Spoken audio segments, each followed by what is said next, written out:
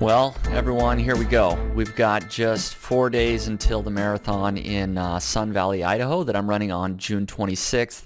I'm super excited about it, and I wanted to just record this video, not so much to go over the training that I've done in the past week and my weight loss like I've been doing in my previous videos, but this to talk about my race strategy and pacing and what I'm going to do during the race and immediately leading up to the race. So let's jump into it. This is going to be my last video that I record before my race. Now, of course, I'll have a post-race video. So if you want to get that video, be sure to subscribe to this YouTube channel so that you can get notified when that comes out. So like I said, the training is essentially over. I do have a 6-mile run that I'm going to do today. Today is Tuesday. It's going to be real slow. Then I have a 5-mile run on Thursday, so I have a rest on Wednesday. Then I'll probably run 1 mile on Friday, just nice and easy to kind of shake out the legs one day before the race, but then it's go time. Now, leading up to the race for this week, I'm actually trying to still avoid carbs for the most part. The first half of this week.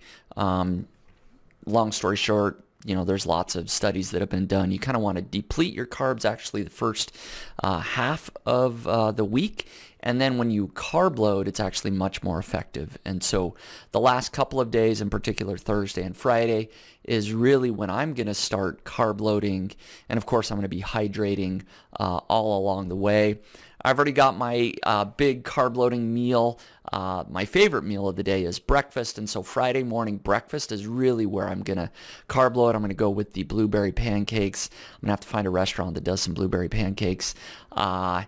And then, of course, lunch and dinner along the way. And those are the easy days, right? Thursday, Friday, you get to eat things that taste great. But I'm not going to eat greasy foods or cheesy foods or, things like that. I'm going to try and just straight bread, like pancakes, bagels, bananas are going to be the go-to kind of for those days. All right, and so breakfast the morning before the race. Here's kind of my my strategy, if you will. Of course, I'm going to get up a couple hours. It'll be a few hours before the marathon. I'm going to eat basically as soon as I wake up, bagel and banana. That's going to be the go-to. But then I have a couple of other interesting things for hydration. Again, I've read some studies on this. I'm actually going to try some pure beet juice, and I've done this on a couple of other races before in the past. This stuff tastes nasty. I wouldn't recommend it. But it's supposed to kind of help the blood flow and dilate your blood vessels, and hopefully just improves your performance that day. So that's going to be, I'm going to drink 16 ounces of this if I can make it. This is 32 ounces. I'll share it with my wife. She'll love that. But then right before the race, I'm going to take a gel. So I go with the Power Gel is what I got, and some water, of course. Now, about an hour before, I do a couple of things. I actually do some caffeine, little caffeine pill, and that, like I said, that's I'll have to look up my book. I've got a book that tells me one's a half hour before and one's an hour before. So I'll do, I think, the caffeine 1 hour before, and then Tylenol half hour before, right? Again, these are all things. This isn't my own formula. This is coming from a Matt Fitzgerald book. I don't remember the book, but he's a well-known marathon runner. I kind of follow that schedule that he's laid out in that book.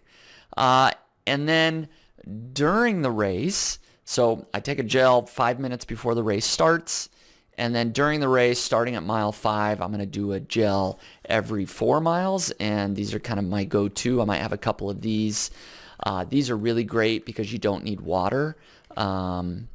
It's kind of got the liquid in there, and these smaller ones, you actually don't need water on these as well. The Goo brand, I don't like those. They're too thick, and you definitely have to have water to get those down. So anyways, every 4 miles starting at mile 5. I'm going to be doing that. Of course, I'm going to be hydrating at every single aid station, water or Gatorade. I may do some Gatorade. But I'm also going to supplement my electrolytes with these saltstick fast chews. You can see there on the label, they've got lots of sodium, potassium, calcium, and magnesium. They're made for sort of heat stress and electrolyte replenishment. So I actually may take a couple before the race, and then a few times throughout the race, I'll just have a couple of these in my pocket. Just pull them out, just chew them. They're chewable, so I don't need to swallow anything. So I've done this before on a couple of races. It works really well. And so as long as we're talking about gear, the other gear that I'm going to have with me on the race day, of course, is my Garmin 235 Forerunner 235 watch, and I'm going to have my belts. This is, to hold my gels, around my waist.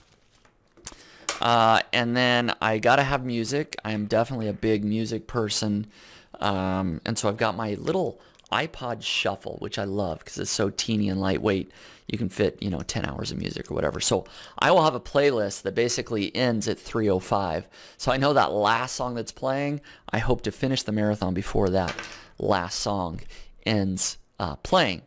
And then last, but certainly not least, is the shoes, right? So I've got the Nike Alpha Flies here, and these are the ones that Kipchoge wore to break his 2 hours.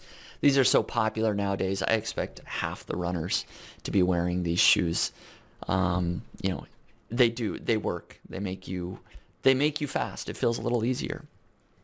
So with all that gear, with the steady downhill course, I hope to be able to hit my goal of 3 hours and 5 minutes. The other thing I want to talk about is weather. There is sort of a heat wave throughout the country and including Idaho. So the weather is actually like over 15 degrees or right around 15 degrees warmer than a normal year. But I'm hoping it's not a huge factor because the race starts so early in the morning. So I looked at the weather for Galena Peak, which is where the weather starts, and it has a low that day of 43 degrees.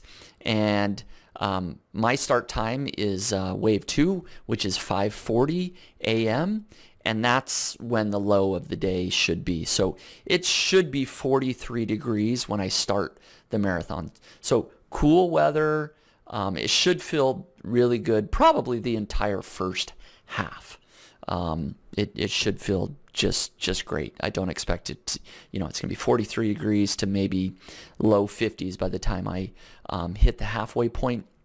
And then the weather in Sun Valley, Idaho is a little bit warmer, but because I expect to finish before 9 a.m., because my goal is 3 hours and 5 minutes, I'm hoping to finish at 8:50, 8:45 in the morning. And just looking at the hourly trend, it should be mid 60s, right? So maybe 65 degrees when I finish. That is warm, but not overwhelmingly warm. So I'm hoping that my performance isn't impacted too much by the little bit warmer weather. I would really, honestly, I'd love to run the marathon whether it's sub 50 degrees always, and even sub 45 I'd do even better. But that hopefully is not going to slow me down too much.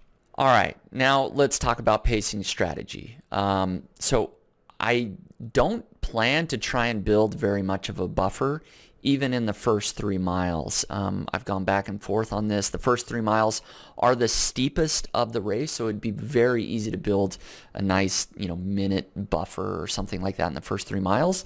But I'm actually going to try and stick to about a 7-minute flat for the entire first half of the marathon. So I want to finish right at about 1 hour, 32 minutes, and that includes the first 3 miles. It's going to feel super easy those first 3 miles. And yeah, I don't want to go out too fast. My goal pace is 7:04 overall for the average. So I am going to be building a buffer in that first half, but only by, 30 seconds, 45 seconds, something like that in the first half. And then from mile 13 to 20, I'm going to try and keep that same 7 flat pace.